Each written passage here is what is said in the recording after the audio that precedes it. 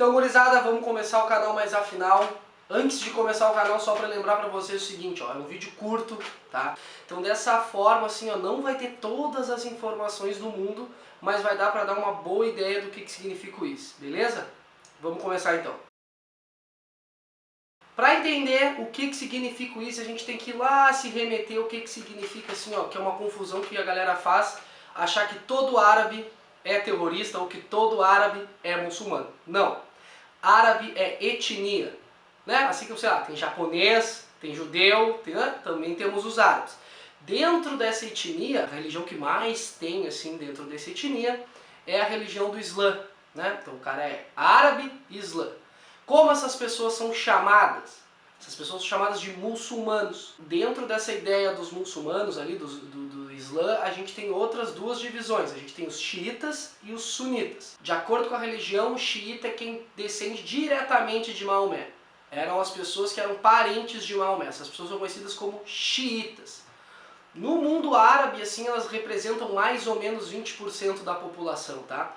E os sunitas não acreditavam que quem deveria ser o califa, salvo essa palavra é bem importante, o califa não necessariamente devia ser descendente do Maomé. Podia ser outra pessoa que tivesse apropriada com o livro sagrado deles, que é o Corão, né? Que é o nosso, que eu digo, do mundo ocidental. É a Bíblia, do mundo deles é o Corão. Então eu tenho ali os xiitas, 20% da população, os sunitas, 80% da população. É muito parecido conosco aqui. O cara é, por exemplo, evangélico, né? Mas não deixa de ser cristão. Isso é uma diferença que a gente tem que fazer, que tem que ser um pouco clara. Dentro disso tudo, antes de começar a entender o ISIS também, temos que entender como é que ele vai surgir. Então lembra do 11 de setembro? Né? As torres gêmeas lá em Nova York foram destruídas por aviões que depois foi averiguado que eram terroristas. Esses terroristas eles eram num grupo chamado Al-Qaeda.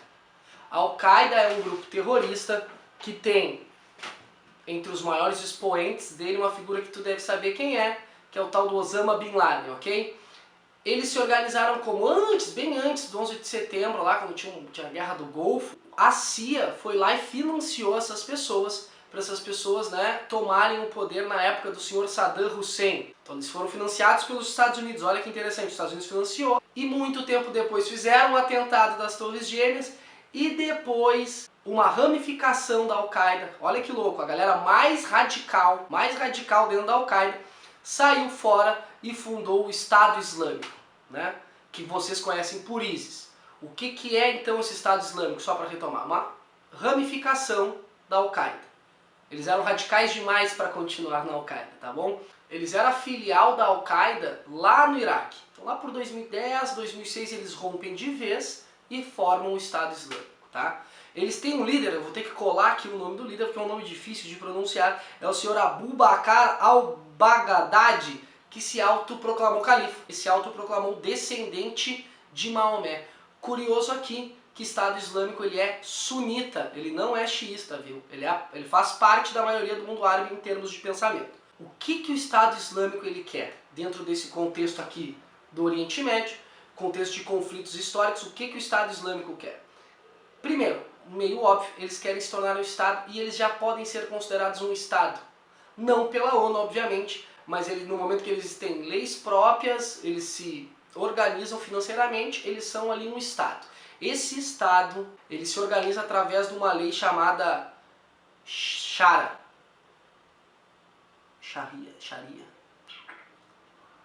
Que a adaptação é como eles leem uma parte do Corão.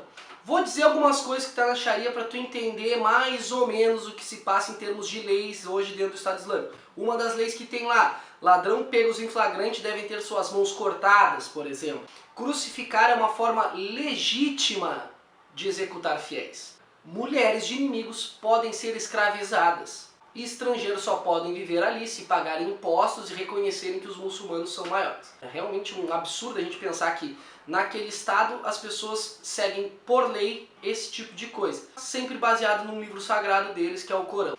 O que mais quer o Estado Islâmico? O Estado Islâmico ele quer a famosa jihad, que é chamada de guerra santa para os islãs, que é tu dominar os outros povos e implantar um teocratismo, né, radical. O que é teocrático? Theos, Deus, crático, né, É? É. Teu Deus, crático poder. Então, tem o Corão, dentro do Corão tem essas leis, a Shira, dentro dessas leis o que eles querem implantar como forma de Estado. Não tem uma separação formal entre o que é o Estado e o que é a religião para eles. Para o Estado Islâmico essa separação não existe. Mas afinal a gente fica se perguntando sempre assim, né? Como é que umas pessoas que pra gente olhando de fora são pessoas absurdamente loucas conseguem se financiar e conseguem atuar e conseguem ainda mais do que isso, agariar pessoas, né? Tipo, trazer pessoas para lutarem do lado deles.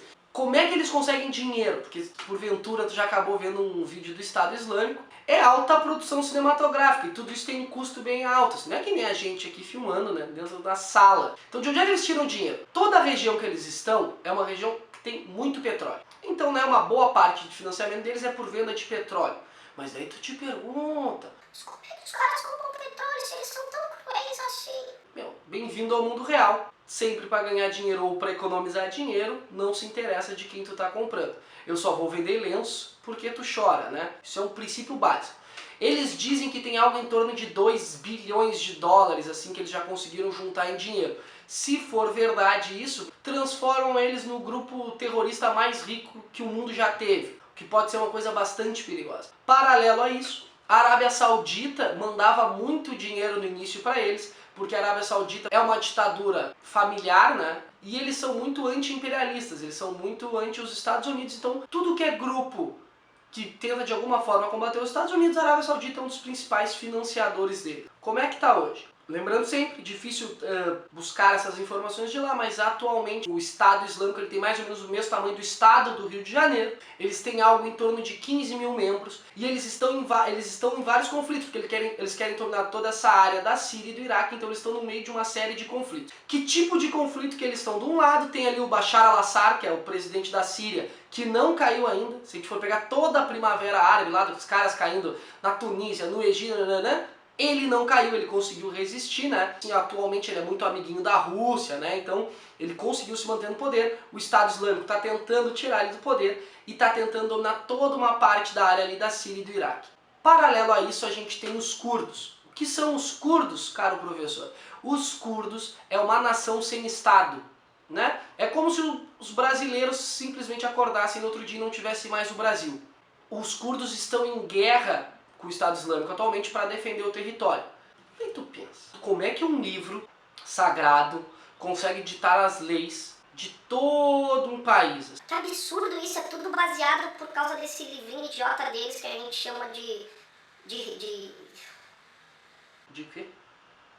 Corão? Corão! Porque, ai, como é que eles podem fazer tudo isso em cima de um livro chamado Corão? Ai, eles seguem toda a lei do livro, que absurdo isso, professor, como eles são idiotas.